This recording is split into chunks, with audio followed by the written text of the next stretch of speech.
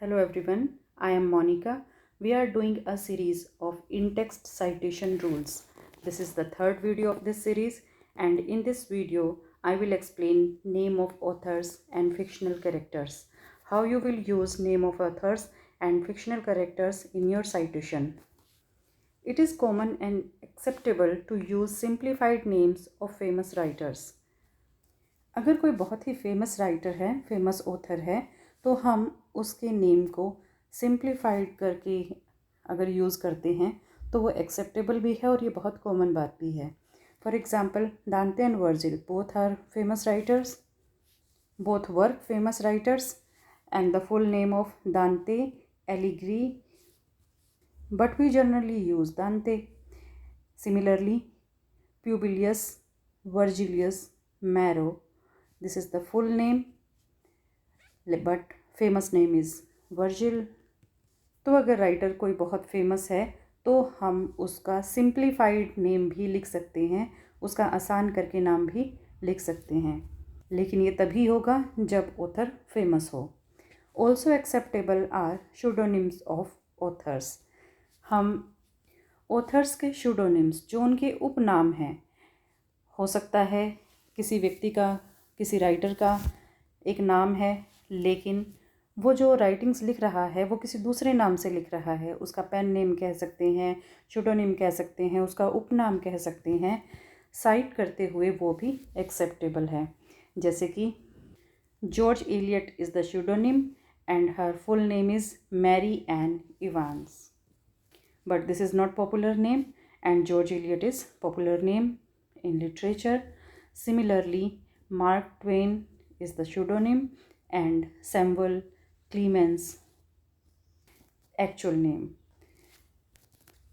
Refer to fictional characters in your text in the same way that the work of fiction does.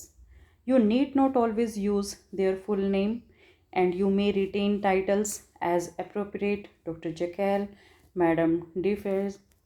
अगर कोई fictional character है, किसी work के अंदर कोई कैरेक्टर दिखाया गया है जिसको राइटर ने क्रिएट किया है, तो उसके लिए आपको ज़रूरत नहीं है कि आप बार बार उसका पूरा नेम यूज़ करेंगे. हाँ, आप जो उनका टाइटल है उसके साथ जा भी सकते हैं, जैसे डॉक्टर जेकेल, मैडम डिफेज.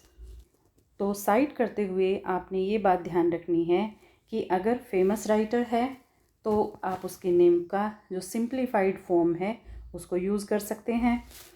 अगर कोई राइटर किसी स्यूडोनिम से लिख रहा है, अपने किसी उपनाम से लिख रहा है, तो आप उसको साइट कर सकते हैं. और अगर कोई फिक्शनल कैरेक्टर है तो उस कंडीशन के अंदर ज़रूरी नहीं है कि आप उसका नेम बार बार लिखें, पूरा लिखें. ये तो बात हो गई इंग्लिश लैंग्वेज की, लेकिन और भी लैंग्वेजेस हैं. हर लैंग्वेज के अपने रूल रेगुलेशन हैं, अपनी एक लिपि है. तो उस कंडीशन के अंदर आपने क्या करना है? Names in languages other than English. Asian language. The name of the author of a work published in Chinese, Japanese, Korean and Vietnamese probably appears on the publication of the family name first. If so, in the work cited list, the author's name should be given in that order and not reversed. Since the name is not reversed, no comma is added to it. When the author of a work in English has a Chinese, Japanese, Korean, or Vietnamese name, the name might appear on the publication with the family name first or last. Determine which part is the family name and reverse the author's name in the works cited list only if the family name is not first. The following examples are names of the writers as they might appear in the source. बहुत सारी languages ऐसी हैं, जैसे कि Chinese, Japanese, Koreans या जो Vietnam में बोली जाती है. उन लैंग्वेजेस के अंदर हमेशा जो फैमिली नेम होता है वो स्टार्टिंग में आता है. जैसे कि मैं इंडियन हूँ, मेरा नाम है मोनिका गिल. ये फैमिली नेम है. फैमिली नेम कहाँ आया? After the name. लेकिन अगर मैं कोई चाइनीज़ होती, जापानीज़ होती या कोरियन होती तो मैं अपना नाम लिखती Gill Monika. In particular languages के अंदर जो फैमिली नेम है वो स्टार्टिंग में आता है। लोग लिखते ही ऐसे हैं, क्योंकि अब यहाँ फैमिली नेम पहले लगा हुआ है, इसलिए साइट करते हुए इसे रिवर्स करने की ज़रूरत नहीं है और ना ही बीच में कोमा आएगा, क्योंकि इसको रिवर्स करके नहीं लिखा गया है, बल्कि इन लैंग्वेजेस के अंदर नाम को लिखा ही इसी तरीके से जाता है।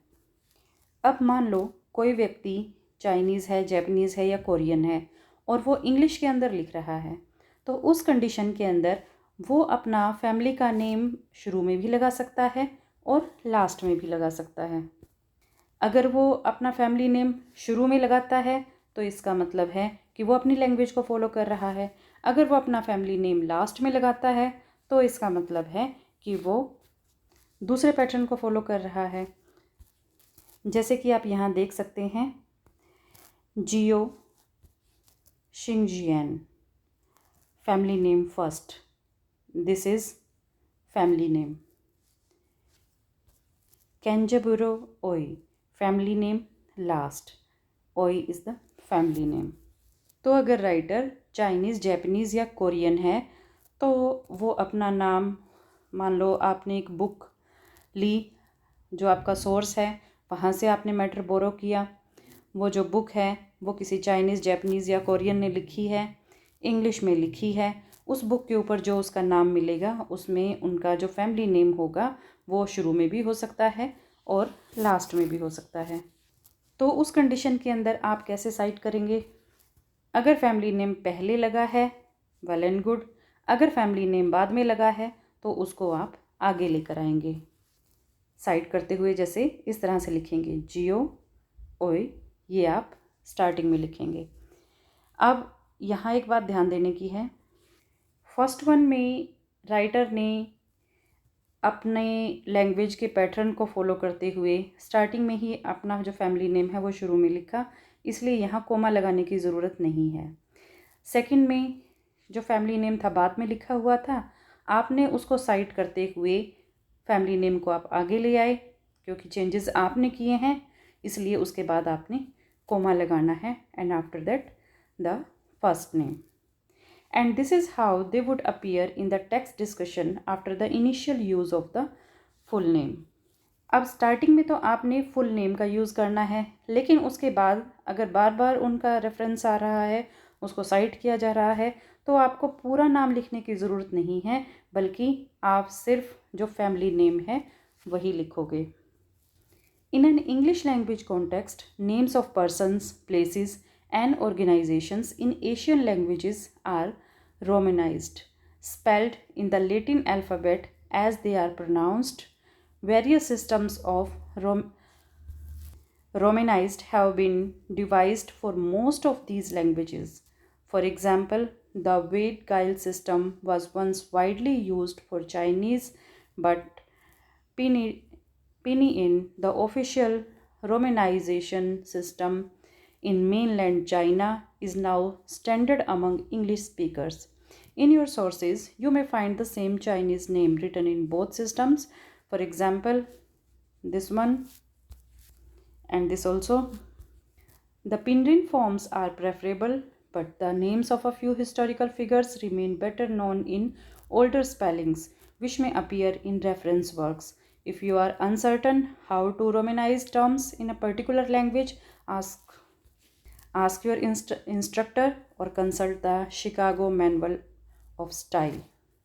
यहाँ एक नया कंसेप्ट आया है कि आप पर्सन्स, प्लेसेस या ऑर्गेनाइजेशंस के नाम को रोमेनाइज्ड कर सकते हैं। What is this romanized? Romanization in linguistics is the conversion of writing from a different writing system to the Roman script, or we can also say Latin, or a system for doing so. रोमेनाइजेशन का जो अर्थ है वो ये है कि आपने एक भाषा को कन्वर्स कर दिया, बदल दिया रोमन स्क्रिप्ट के अकॉर्डिंग। कई बार आपने देखा होगा कि कंप्यूटर में अचानक से आपका पेज चेंज हो जाता है और चेंज होके कुछ अजीबोगरीब सा लिखा आ जाता है, जिसे आप समझ नहीं सकते। एक्चुअल में वो दूसरी लैंग्वेज की स्क्रिप्ट होती है। कंप्यूटर ने क्या किया, आपके मैटर को किसी दूसरी लैंग्वेज की में कन्वर्ट कर दिया, उस स्क्रिप्ट में चेंज कर दिया। तो रोमेनाइजेशन का मतलब है एक लैंग्वेज को किसी दूसरे स्क्रिप्ट के अंदर, रोमन स्क्रिप्ट के अंदर चेंज कर देना। Method of romanization include transliteration for representing written text and transcriptions for representing the spoken word and combination of both. Romanization के अंदर दो बातें होंगी, या तो वो उस लैंग्वेज को ट्रांसलेट कर देगा या फिर स्पोकन पॉइंट ऑफ व्यू से उसके अंदर चेंजेस होंगे। In brief we can say that romanization in linguistic is the conversion of writing from a different writing system to the Roman script or a system for doing so. Now we will discuss citation in different languages, and first one is French. French D followed a first name or a title such as MME or DUC is usually not treated as part of the last name. अब तक आपको एक बात तो clear हो गई होगी कि जब भी हम किसी के नेम को साइट करते हैं तो पहले हम लिखते हैं लास्ट नेम, उसके बाद हम लिखते हैं उसका फर्स्ट नेम। अब अलग अलग लैंग्वेजेस के अंदर नाम बहुत बड़े बड़े हैं, कैसे पता चलेगा? अगर किसी का नाम के अंदर 4 वर्ड्स हैं, जैसे कि आप ये देख सकते हैं 1 2 3 4, अब कैसे पता चलेगा कि लास्ट नेम कौन सा है, फर्स्ट नेम कौन सा है? फ्रेंच के अंदर DED ये आपको लगभग हर नेम के अंदर मिलेगा, किसी का भी नाम हो उसमें D मिलेगा। अब अगर इतना लंबा नाम है तो उस कंडीशन के अंदर D को आपने लास्ट नेम नहीं मानना है, बल्कि उसको फर्स्ट नेम की तरह ही आपने ट्रीट करना है। और फर्स्ट नेम कहाँ होगा? फर्स्ट नेम होगा, लिखा जाएगा बाद में, इसीलिए यहाँ पर जो D है वो बाद वाले नाम के साथ लिखा गया है। You can see in all these MME या DUC ये हैं, तो ये भी लास्ट में ही आएंगे, फर्स्ट नेम के साथ लिखे जाएंगे, और फर्स्ट नेम के साथ लिखे जाएंगे तो ऑटोमेटिकली बाद में यूज़ होंगे। When the last name has only one syllable, however, D is usually retained. अगर नाम लास्ट नेम के अंदर अगर सिर्फ एक ही सिलेबल है, जैसे ये एक्चुअल नाम है चार्ल्स गोले, गोले आगे ले आए आप, अब ये अकेला ही है, एक ही सिलेबल है, तो जो D है वो इसके साथ आगे आ जाएगा। लेकिन अगर लास्ट नेम के अंदर मोर देन 2 syllables हैं, in that case we will use afterwards. The prepositions also remains in the form D when it allies with a last name beginning with a vowel. जैसे कि ये actual name है writer का, peri D Archie.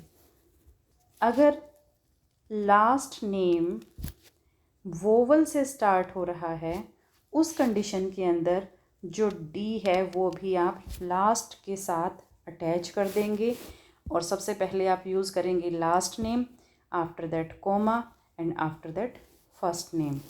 If you have vowel name, if you have vowel with the last name. The forms DU, DES, combination of D with Lee and less are always used with last names and are capitalized. अब name है writer का Charles ड्यूबोस।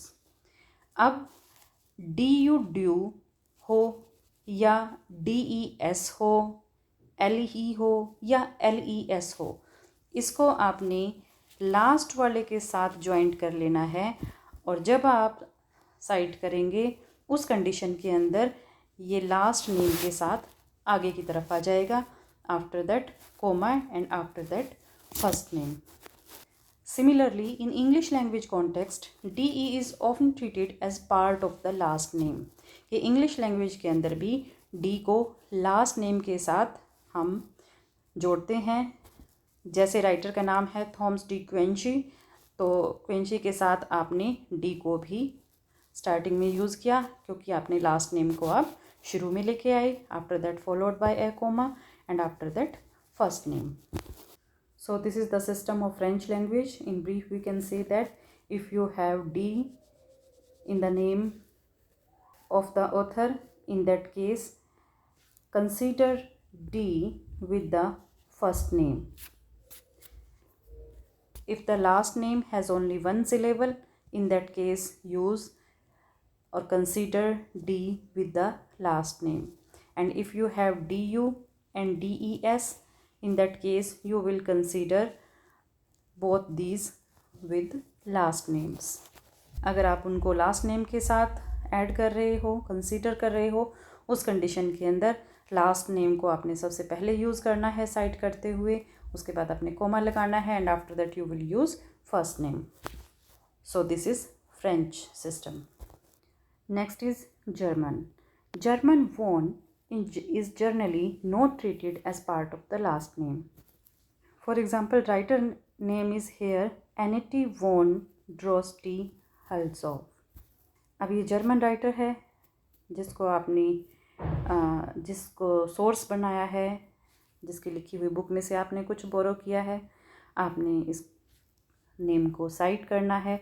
उस condition के अंदर अब जो name है वो इतना बड़ा है, उसमें 4 वर्ड्स हैं, तो जो वोन वर्ड है उसको आपने लास्ट नाम के साथ नहीं ट्रीट करना है बल्कि उसको फर्स्ट नेम के साथ जोड़ना है. जब आप साइट करोगे तो हम लास्ट नाम जो होता है हमारा वो हम पहले लिखते हैं Droste Hulshoff followed by a comma, after that first name. Similarly here writer name is Heinrich Kleist, Heinrich von Kleist. तो उस कंडीशन के अंदर वोन को आपने फर्स्ट नेम के साथ रखना है. तो in starting you will use the last name followed by a comma, after that first name, and you will consider von with the first name. Some exceptions exist specially in English language context.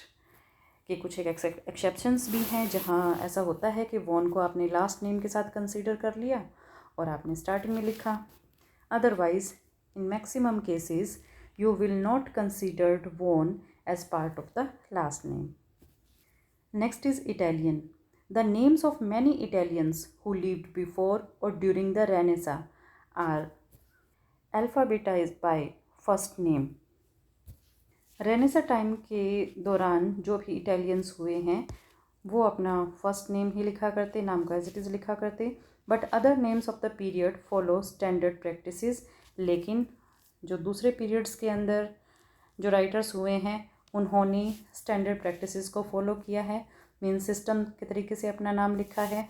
जैसे कि आप यहाँ दे सकते हो बेकेक्यो comma Giovanni. अब Boccaccio is the last name of the writer.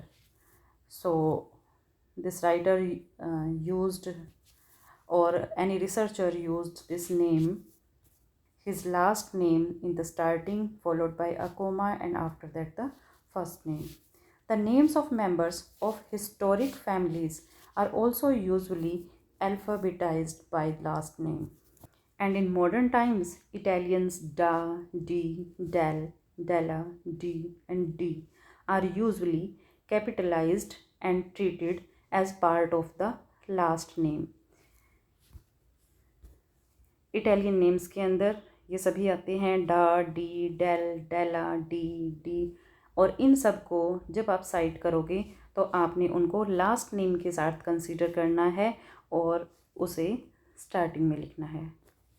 Here you can see all the D in the beginning with the last name followed by a comma and after that the first name. So this is Italian pattern to cite the name of author. Next is Latin. Use the forms of Roman names most common in English. You may include the full name in a parenthesis in the works cited list, like these, and some medieval and Renaissance figures are best known by their adopted or assigned Latin names like this. Roman names को English में use करना बहुत ही common बात है। उस condition के अंदर आप क्या करेंगे कि रोमन नेम है, फेमस है, जैसे वर्जिल हो गया, तो आपने जो पूरा नाम है वो पैरेंथेसिस में दे देना है, ब्रैकेट के अंदर दे देना है जब उसे आप साइट करें। मीन्स अगर किसी लेटिन पर्सन के नाम को आपने साइट करना है तो उनका जो एक्चुअल नेम है वो आप पैरेंथेसिस में लिखोगे और जो उनका पॉपुलर नेम है वो आप बाहर लिखोगे। Next is Spanish.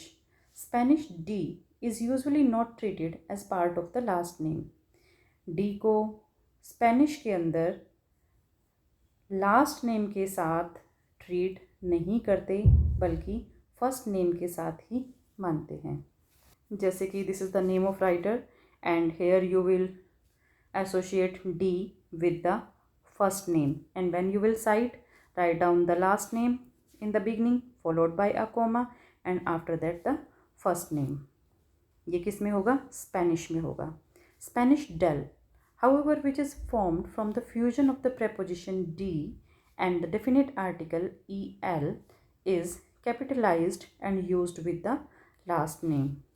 वहीं स्पेनिश में अगर डेल आता है तो उसको आपने लास्ट नेम के साथ एसोशिएट करना है और फिर साइट करना है in starting the last name followed by a comma and after that the first name. A Spanish surname may include both the parental name and the maternal name, with or without the conjunction y. The surname of a married woman usually includes her parental surname and her husband's parental surname, connected by DE. Consult a biographical dictionary for guidance in differentiating surnames and given names. Spanish में किसी भी writer के नाम के साथ उनका father name भी मिलेगा और उनका मैटरनल नेम भी मिलेगा। Paternal family name and maternal family name. For example, this is the name of the writer Juan Carreno de Miranda. Juan is the actual name of the writer. Carreno is paternal family name, Miranda is maternal family name, and both paternal and maternal family names connected by D. So this is the Spanish system. ये D भी हो सकता है, D की जगह Y भी हो सकता है। फॉर एग्ज़ाम्पल, अगर मेरा नाम स्पेनिश में लिखा जाए तो वो लिखा जाएगा सबसे पहले तो मेरा एक्चुअल नेम मोनिका, उसके बाद माई पैटर्नल सरनेम, उसके बाद husband paternal surname and connected with D. सबसे पहले खुद का नाम, फिर पिता का जो फैमिली नेम है, उसके बाद हस्बैंड का फैमिली नेम, और उन दोनों को ज्वाइन कर देंगे डी से या वाई से। So this is Spanish system. You can see in all these examples the similar thing. Authors commonly known by the maternal portion of their surnames, such as Galdós or Lorca, should nonetheless be alphabetized by their full surnames like this. So this is Spanish system. I hope this video contained lot of new information for you about different languages and their system, and now you can easily cite the name of author and fictional characters. Thank you, and don't forget to subscribe the channel.